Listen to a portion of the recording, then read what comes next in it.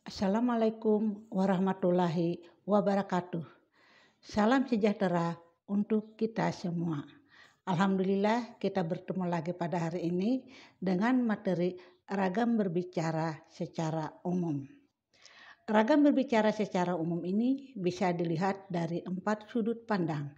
Yang pertama adalah ragam berbicara berdasarkan tujuan berbicara. Yang kedua adalah ragam berbicara berdasarkan situasi berbicara. Yang ketiga adalah jumlah pihak yang terlibat dalam berbicara. Dan yang keempat adalah ragam berbicara secara umum dilihat dari alur komunikasi di dalam berbicara. Baik, kita bicarakan satu persatu. Yang pertama adalah ragam berbicara berdasarkan tujuan bicara. Yang pertama adalah berbicara argumentatif. Biasanya ini digunakan untuk meyakinkan orang lain. Contoh, jaksa dan pengacara saat sidang di pengadilan. Syarat harus memiliki fakta, bukti, dan teori yang telah diuji kebenarannya. Yang kedua adalah berbicara persuasif. Ini digunakan untuk mempengaruhi orang lain. Contohnya, iklan produk dan iklan layanan masyarakat. Yang ketiga adalah berbicara ekspositif, yaitu digunakan untuk memperluas wawasan pendengar. Contoh, kegiatan seminar, ceramah, pidato, dan presentasi.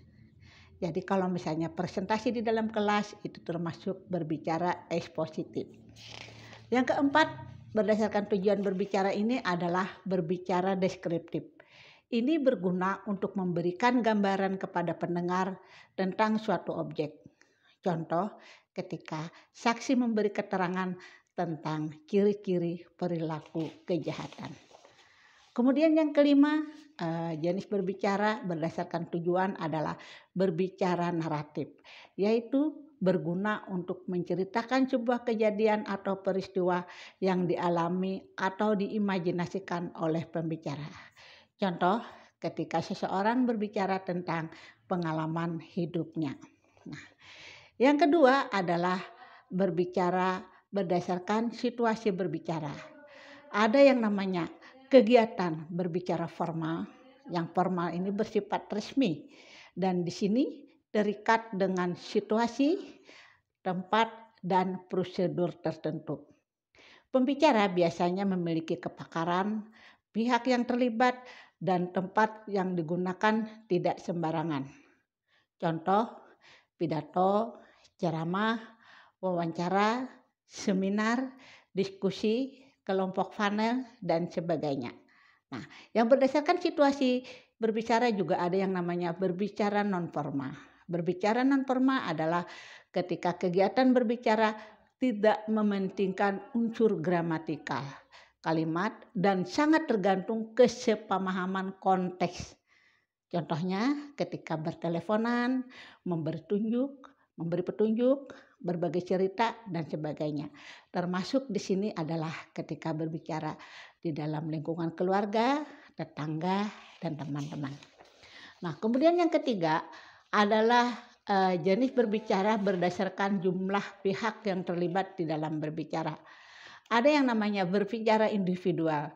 Artinya di sini dilakukan oleh satu orang, walaupun ada pendengar, namun sebagai pendengar pasif. Contohnya pidato dan monolog. Kemudian ada lagi yang disebut dengan berbicara kelompok. Dalam berbicara kelompok itu berbicara melibatkan banyak pembicara.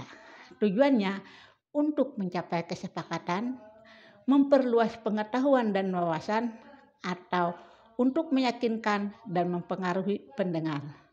Contoh, kegiatan diskusi, seminar, simposium, negosiasi, dan wawancara. Seperti ketika Anda kuliah, ini termasuk berbicara kelompok. Nah, yang keempat, berbicara berdasarkan alur komunikasi di dalam berbicara. Ada yang namanya berbicara monolog. Berbicara monolog adalah bertujuan untuk menyampaikan informasi tanpa mengharapkan tanggapan. Contoh, pidato dan pengumuman. Yang kedua adalah berbicara dialog. Adalah kegiatan yang berbicara yang dilakukan dua arah dan melibatkan banyak pihak. Nah, selain itu ada yang namanya kegiatan berbicara untuk keperluan akademik, seperti wawancara, kemudian diskusi kelompok, kemudian debat, ceramah, seminar, pidato, dan sebagainya.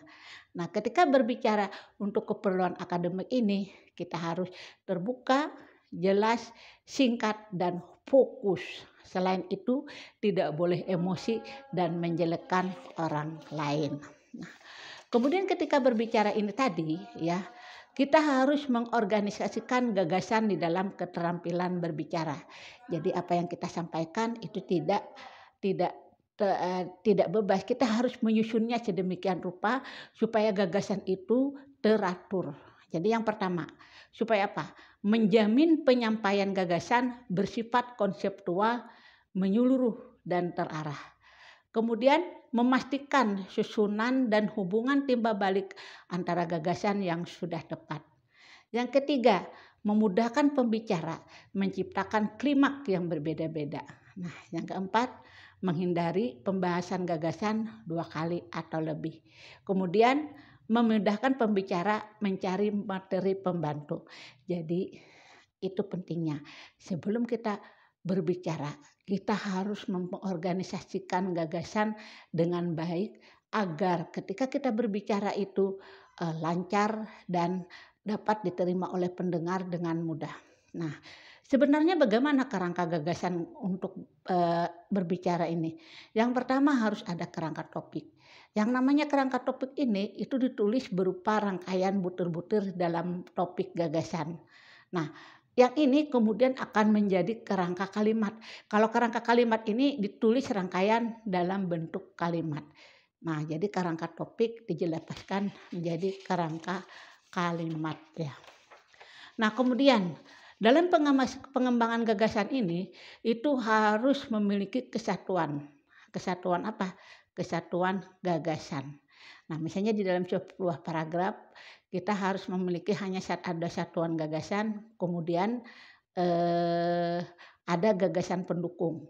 Nah, kesatuan gagasan ini ada gagasan utama yang disebut dengan kalimat utama, ada gagasan penjelas yang disebut dengan kalimat penjelas. Ya, ketika berbicara ini harus lengkap.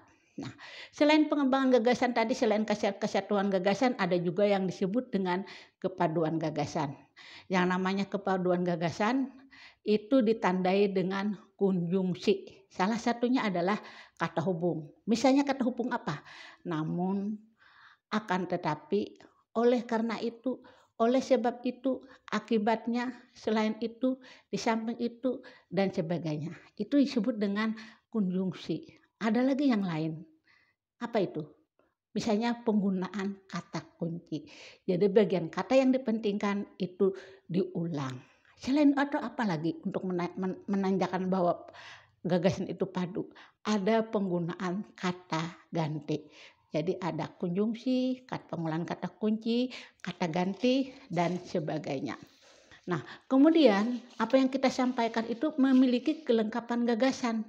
Apa saja kelengkapan gagasan itu? Yang pertama ada gagasan utama. Yang kedua ada gagasan penjelas. Yang ketiga ada kalimat utama. Dan keempat ada kalimat penjelas. Apa bedanya? Gagasan utama itu dituangkan dalam kalimat utama.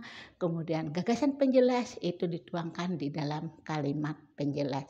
Gagasan utama kalau dalam satu paragraf itu cukup 1, sedangkan kalimat penjelas itu minimal 3. Nah, saya rasa itu yang saya jelaskan tentang ragam berbicara di depan umum. Mudahan dengan mengetahui teori ini dapat memberi pencerahan kepada Anda agar Anda dapat berbicara agar Anda dapat berbicara secara umum dengan baik. Semoga bermanfaat. Wassalamualaikum warahmatullahi wabarakatuh.